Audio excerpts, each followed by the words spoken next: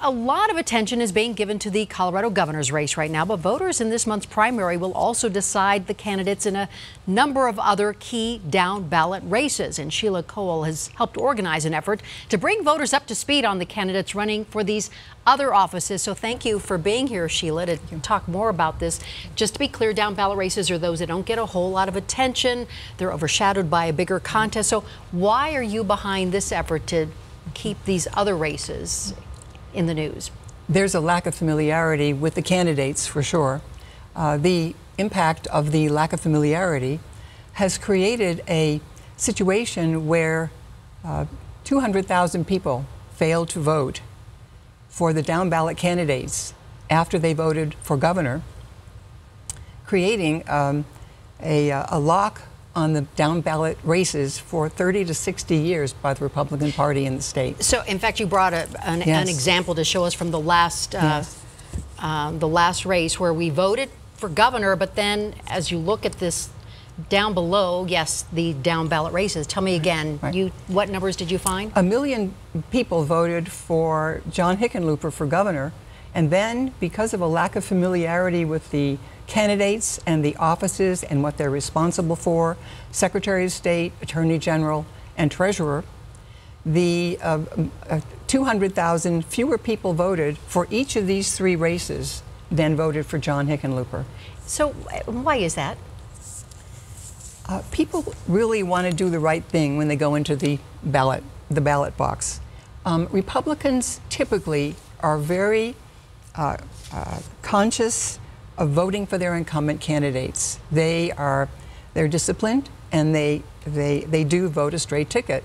Often Democrats who are not familiar with races or with names will say, I may not be doing the right thing by voting for people I don't know. So they just don't vote at all? They don't vote at all. 200,000 people didn't vote, sent the ballot back in with the bottom half empty. So why are you focused on these particular races, and which ones in particular? Okay. Secretary of State, Treasurer, and Attorney General are responsible for many quality of life issues in Colorado. The Secretary of State, for example, is responsible for managing elections and assuring transparency in campaign finance. This is especially important in an era of dark money in so many campaigns.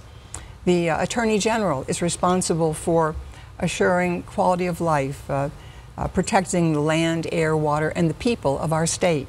And when you have an Attorney General who, for example, sued Boulder County because of its moratorium on oil and gas drilling within its borders, that is not protecting people, it is protecting corporations.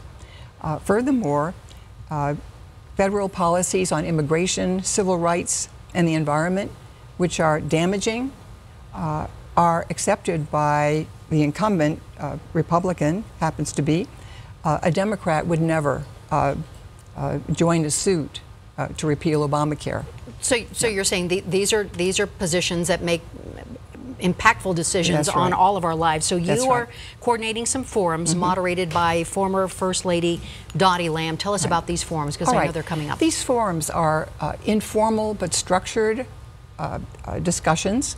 Usually about 100 to 150 people attend them.